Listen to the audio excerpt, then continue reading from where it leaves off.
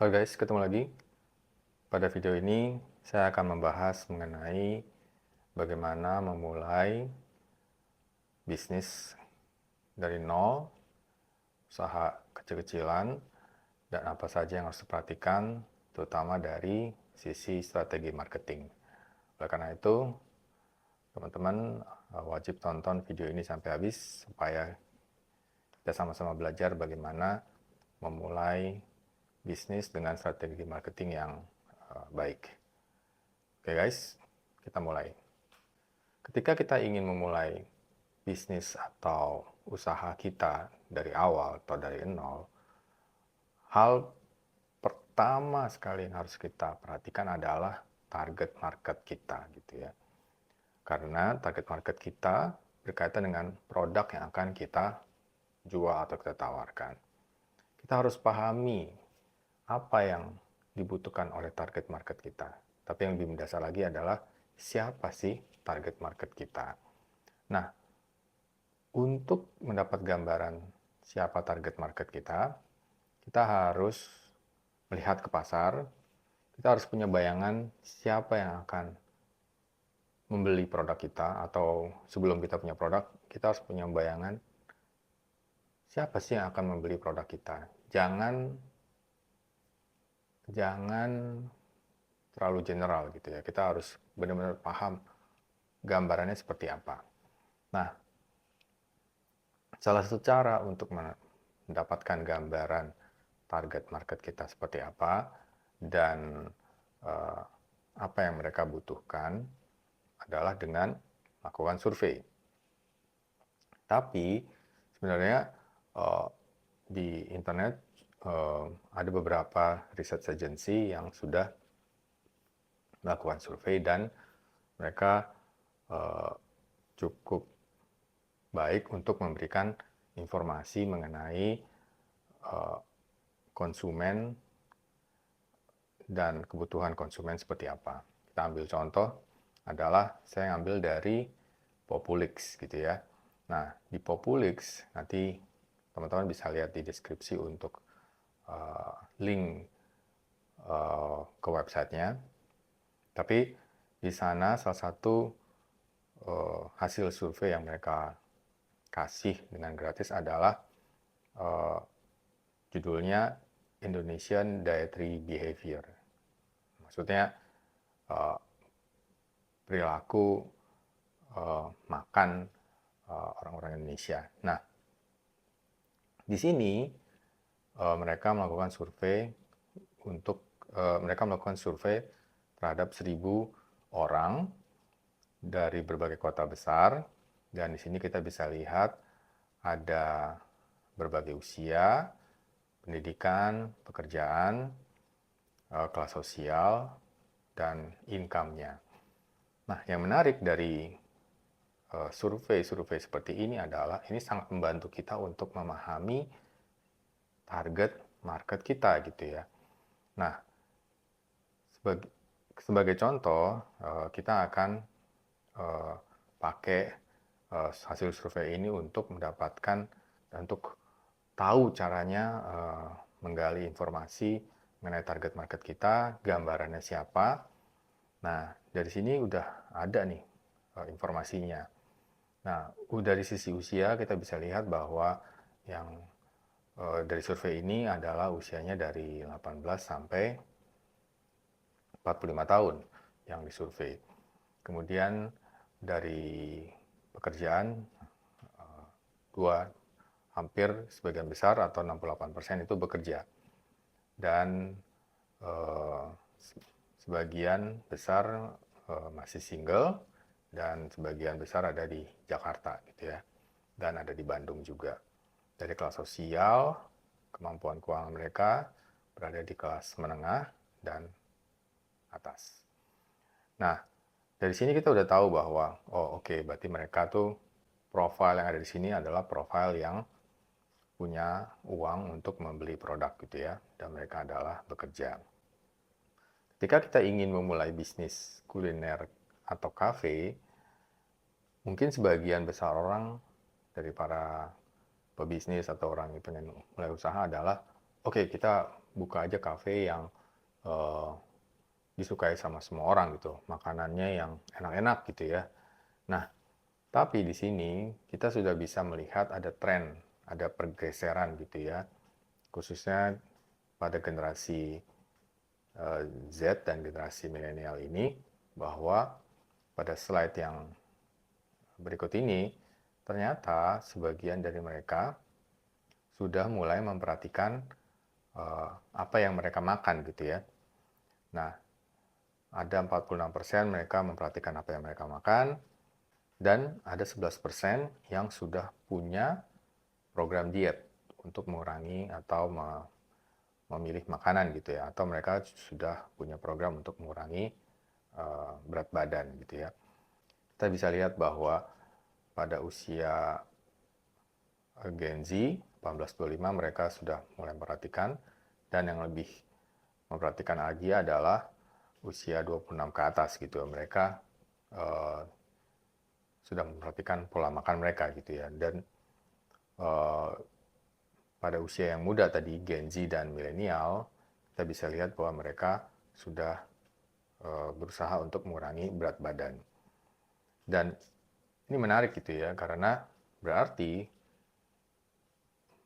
hanya 43% yang tadi, yang responden yang menjadi sumber data ini, yang berada di kota-kota besar, yang mereka bekerja, hanya 43% yang tidak memperhatikan pola makan gitu ya. Artinya 57% sudah memperhatikan pola makan mereka, dan 11%-nya sudah mengurangi berat badan mereka, berusaha untuk mengurangi berat badan mereka. Nah, berarti kalau ketika kita ingin buka kafe atau bisnis kafe gitu ya, kita sudah harus melihat nih bahwa berarti kita uh, tidak bisa sembarangan ngasih makanan atau jual makanan kepada mereka, karena mereka sudah memperhatikan apa yang mereka makan gitu ya.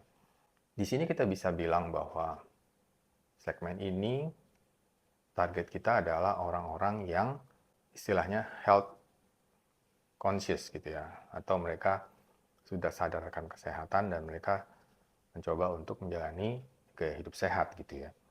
Nah, contohnya apa yang mereka lakukan pada slide berikutnya, kita bisa lihat bahwa mereka memperhatikan apa yang mereka makan. Mereka sudah mulai makan makanan fiber, vitamin secara reguler. Mereka mulai makan protein. Mereka juga sudah menjaga keseimbangan nutrisi, dan mereka juga mulai minum minuman yang sehat gitu ya. Dengan data ini, kita sudah dapat informasi yang cukup banyak ketika kita ingin memulai usaha kita, terutama misalnya case-nya adalah kita ingin buka cafe gitu ya. Berarti menu-menu yang harus kita sediakan adalah menu-menu yang memberikan fiber, memberikan protein, minuman yang minuman-minuman atau jus yang sehat gitu ya. Itu yang harus kita tawarkan ke mereka. Itu produk yang harus kita siapkan kepada mereka gitu. Jadi dari sini kita sudah bisa membedakan positioning kita gitu ya. Kita bisa mempositioningkan kafe kita sebagai kafe yang sehat gitu ya. Kafe yang membantu mereka untuk menjaga kesehatan mereka, berbeda dengan kafe-kafe yang biasa gitu ya. Jadi itulah positioning gitu ya. Jadi kita pahami targetnya, dan dari situ kita bisa memberikan positioning kafe kita di mata konsumen kita gitu ya. Informasi lain yang diperoleh ketika kita melihat survei seperti ini adalah kita bisa mendapatkan aktivitas mereka gitu ya. Jadi mereka melakukan olahraga, mereka makan fiber seperti buah-buahan, sayur-sayuran. Nah, mereka juga mengurangi gula gitu ya. Dan mereka juga mengurangi makanan-makanan yang gorengan gitu ya. Nah, di sini juga sebagai informasi yang penting nih ketika kita ingin membuka kafe baru gitu ya. Berarti kita memberikan opsi ya less sugar. Kita juga kita ketika membuat menu makanan ya jangan yang goreng-gorengan dong. Kita bisa memberikan makanan yang direbus gitu ya. Dan kita juga memberikan ingredients yang rendah kalori, rendah karbohidrat gitu ya. Nah, kita bisa lihat di sini guys bahwa banyak sekali informasi yang bisa kita peroleh ketika kita melakukan survei atau menggali informasi dari berbagai macam riset agency gitu ya. Nah, dari sisi pesaing, kita juga dapat informasi gitu ya, bahwa saat ini target market kita, yang tadi, yang orang-orang yang peduli akan kesehatan, peduli akan gaya hidup sehat mereka, nyata mereka sudah berkunjung ke Salad Stop, mereka pergi ke Hell's Kitchen, mereka minum minuman dari Rejuve gitu ya, atau Boost Juice gitu ya, atau kalau pengen beli burger, mereka beli Burger Greens. Nah, ini adalah pesaing kita. Dari sini kita bisa menawarkan bentuk kafe yang berbeda dari mereka gitu ya. Setelah kita tahu informasi tentang target market mereka, hal berikutnya adalah produk gitu ya. Kalau dari framework yang saya pernah jelaskan di video lain, kan ada wajib tuh ya, taktik marketing kita. Nah, produknya berarti kita bisa desain menjawab kebutuhan target market kita tadi. Jadi, kita udah bisa bayangin nih, target market kita adalah anak-anak muda, yang dikenal dengan nama Gen Z atau milenial. Mereka bekerja, mereka kerja di kota besar, mereka punya penghasilan yang cukup, dan ketika mereka datang ke kafe, mereka butuh kafe yang bisa memberikan produk-produk kesehatan gitu ya. Nah, ini antara target dan kebutuhan mereka, kita memberikan solusi jawaban atas kebutuhan mereka. Nah, ini yang membuat kemungkinan produk kita atau kafe kita bisa lebih sukses gitu ya. Karena kita menjawab kebutuhan antara apa yang dibutuhkan target dengan apa yang kita berikan kepada mereka sebagai solusi atas kebutuhan mereka. Nah, itu yang hal pertama yang penting ketika kita memulai usaha gitu ya. Jadi bukan hanya modal, bukan hanya tempat gitu ya, tapi kita harus mulai dari target market kita nih siapa, gambarannya siapa gitu ya. Itu yang penting teman-teman. Nah, problemnya adalah kalau kita sudah punya kafenya nih, sekarang kita udah punya kafe, terus gimana gitu ya. Kalau tadi kan ketika kita lagi mau bikin plan gitu ya, ketika kita mau masuk kita harus pahami target market. Tapi kalau udah ada kafenya sekarang, udah kadung berdiri gitu ya, nah apa yang harus kita lakukan gitu ya. Berarti tetap kita harus balik lagi ke target market kita gitu ya. Mungkin waktu awal berdiri kita tidak ada gambaran target market kita siapa, sekarang kita harus punya gambaran target market kita siapa gitu ya. Seperti apa sih target market kita? Nah, dari situ kita bisa gali lebih dalam gitu ya. Apa yang mereka butuhkan. Nah, sisi lain kita juga harus bisa gali lebih dalam mengenai produk kita gitu ya. Produk kita ini apa sih keunggulannya ya? Keunggulan apa yang bisa kita tawarkan kepada mereka gitu ya. Setelah kita menggali dan mengeksplor produk kita, kelebihan produk kita, apa saja, kita coba cocokkan dengan target market yang ada gitu ya. Apakah produk kita ini sudah cocok dengan mereka? Cocok dengan kebutuhan mereka maksud saya. Jika belum, ya kita harus improve produk kita agar cocok dengan mereka gitu.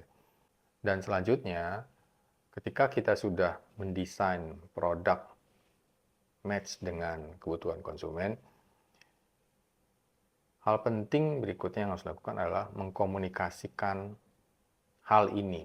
Mengkomunikasikan produk kita kepada target market kita.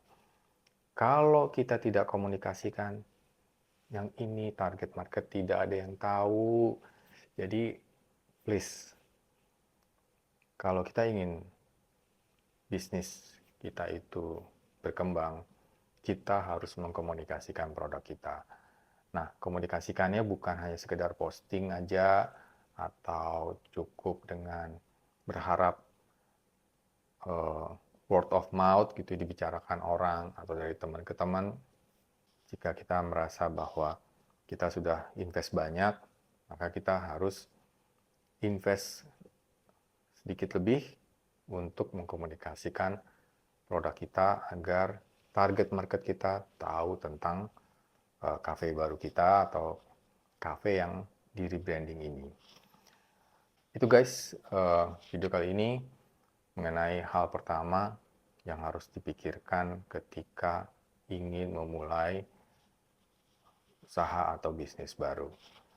Jangan lupa guys, subscribe untuk video ini dan sebarkan ke teman-teman lain agar teman-teman lain yang punya usaha juga tahu bahwa mereka harus memikirkan target mereka siapa, seperti apa, kebutuhan seperti apa, dan bagaimana produk kita bisa cocok dengan kebutuhan mereka. Oke guys, terima kasih telah nonton. Sampai jumpa lagi.